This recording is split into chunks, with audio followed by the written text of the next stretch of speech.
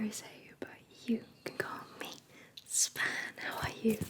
How are you? How are you? How are you? This video is for you, Manish. This video is for you, but it's a little bit self-indulgent. It's a little bit for me because I love my little golden books.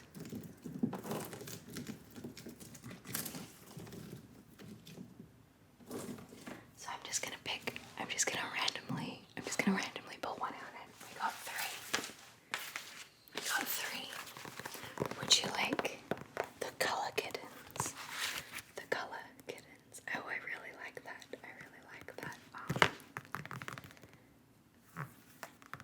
Illustrations, it's pretty good. Would you like Rapunzel? Let down your hair. Rapunzel, let down your hair. Or Sesame Street, the Together book. That's pretty retro. I kind of like them. They're all pretty good. Let's start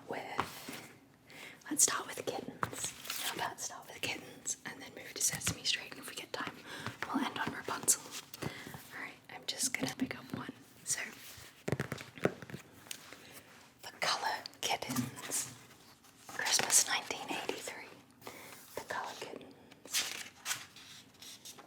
17th printing from 1982. Alright, once there were two Colour Kittens with green eyes, Brush and Hush. They liked to mix and make colours by splashing one colour into another. They had buckets and buckets. And buckets and buckets of colour to splash around with. Out of these colours, they would make all the colours in the world. The buckets had the colours written on them, but of course the kittens couldn't read. They had to tell by the colours. It's very easy, said Brush. Red is red, blue is blue, said Hush. They had no green paint, said Brush and Hush. And they wanted green paint, of course, because nearly every place they liked to go was green. Green as cat's eyes, green as grass, green by streams of water, green as glass. So they decided to make some green paint.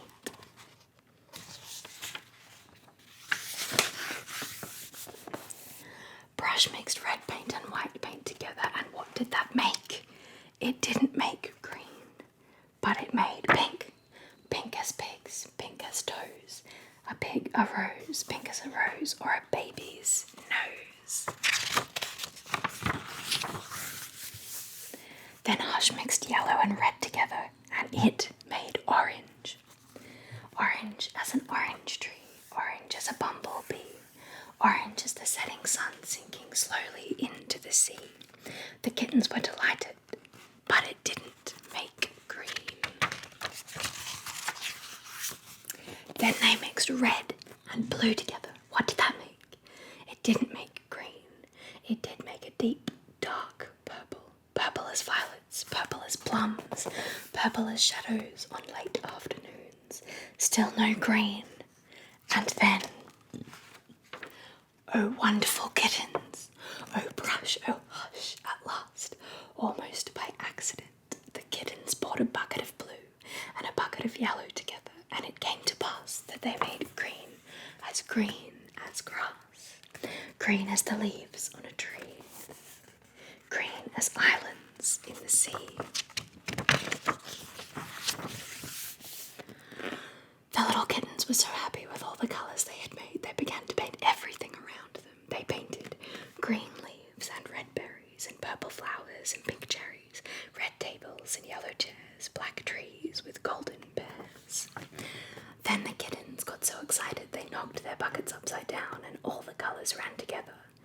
Yellow, red, a little blue and a little black, and that made brown. Brown as a tugboat, brown as an old goat, brown as a beaver,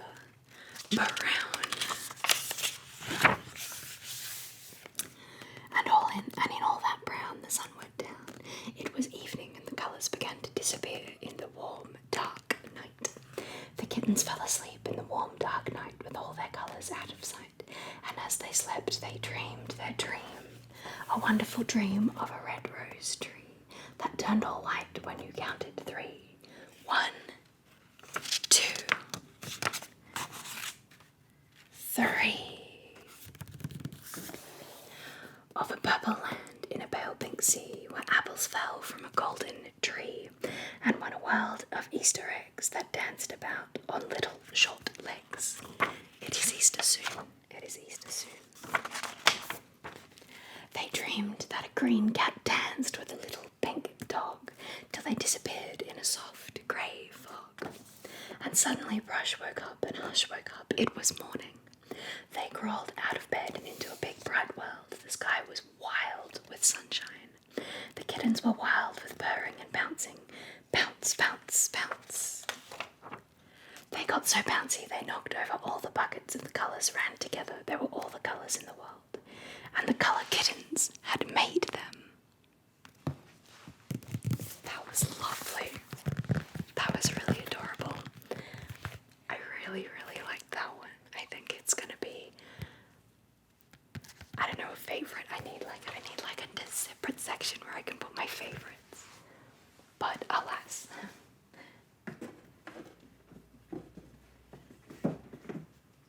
I'll just pop it there. Alright, let's try Sesame Street now. Sesame Street. The Together book.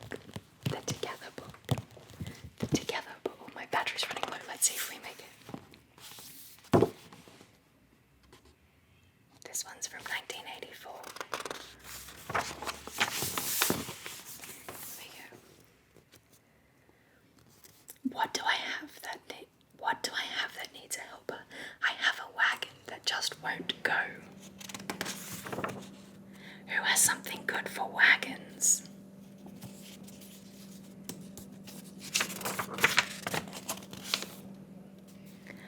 Wheels are the niftiest thing I know.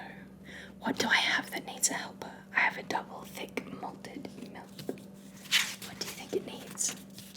A straw. Who has something good for drinking? Everyone comes. Bird has knives and forks. Down it goes, as smooth as silk. What do I have that needs a helper? I have a hill piled high with snow. What do you think they'll bring? Who has something good for sliding? Right. I think the boat will win. 1, 2, 3, and down we go. Bird's waving. What do I have that needs a helper? I have a cake that's going to fall. I think that cake might be made of sand. Who can help the cake from falling? Kitchen sink. Let's sit down and eat it all. What do I have that needs a helper? I have skates that won't stay tight. Shoelaces. Who has something to help them fit? I don't. Sledgehammer. That should work. Now, good. Now look, they fit just right. I'm not sure what that is. Oh, every day I need a helper. Every day you need one too. There's so much we can do together. You help me and I'll help you. Oh, he just needed a push. I thought he couldn't get down. Silly Grover. Oh, well, that was also cute, but somewhat short and not going in my favourites, but I hope you enjoyed it. We also have Rapunzel. Let's see if we can get through Rapunzel. Rapunzel, Rapunzel, let down your hair. This one's from 1991. Okay, this one has a lot of words. Let's go. There was once a husband and wife who lived near a grand castle. The couple didn't know it, but the castle was owned by a wicked sorceress. Behind the castle wall was a wonderful golden garden full of beautiful flowers and good things to eat. The wife could look out and see the castle from her cottage. A time came when the husband and wife were going to have their first child.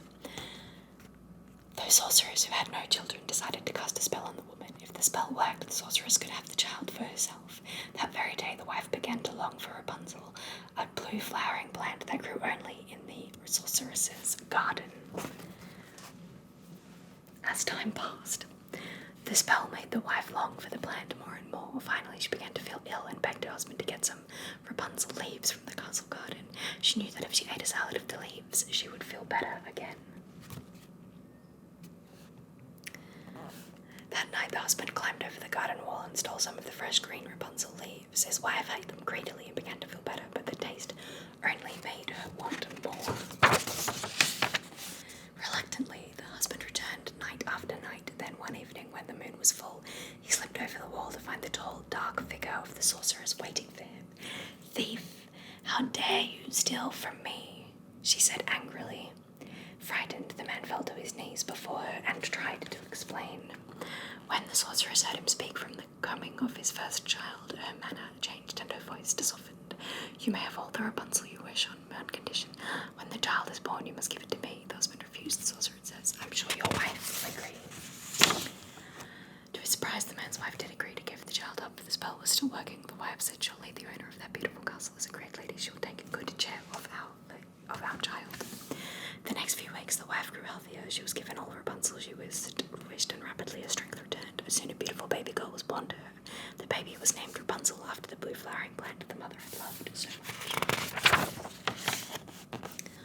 As promised, Rapunzel's parents had to give the baby to the sorceress. When the heartbroken parents left, the sorceress said to herself, "Loving now, I will have the child all to myself." For 12 years, she kept Rapunzel in the castle, and the girl grew to be very beautiful. Her eyes were as blue as the blue flowering plants that she was named after, and her long silken hair was as golden as the sun. The sorceress never allowed Rapunzel's hair to be cut. When it began to trail on the floor, the sorceress made one long braid of it and wound it around Rapunzel's head like a golden crown. On Rapunzel's 12th birthday, the sorceress moved her to a secluded tower. The tower did not have stairs or a door, but at the top was a small window. When the sorceress wanted to visit Rapunzel, she stood beneath the window and called Rapunzel, "Rapunzel, let down your golden hair." The girl uncoiled her long, thick braid and let it fall like a rope from the open window until it reached the sorceress's outstretched hands. The sorceress climbed to the top of the tower and entered through the window. While they were together, the sorceress combed and braided Rapunzel's hair and always asked the same question: "Who have you seen since last I was here?" Rapunzel always answered, "No one, stepmother," for who would the poor lonely girl see when locked up in the tower? One night, a handsome young prince came riding through the forest. He heard Rapunzel's sweet voice as she sang a beautiful song. The prince followed the sound till he came to the tower, but he could find no way in. Since it was late, he decided to rest until morning. At daybreak, he was awakened by an old woman's harsh call. "Rapunzel," the voice demanded. "Rapunzel, let down your golden hair." All at once, the golden braid came tumbling down from the open window. When the prince saw the sorceress grab hold of the braid, she climbed up the tower. He whispered to himself, "So that is how one is to get inside." Patiently, the prince waited, and at last he saw the sorceress leave. Then he decided to try his luck. He called, "Rapunzel, Rapunzel, let down your golden hair." And as soon as she did, he held her long braid and climbed the tower. Rapunzel and the prince fell in love the moment they saw each other. They wanted to be together, but they had to find a way to get Rapunzel down from the tower.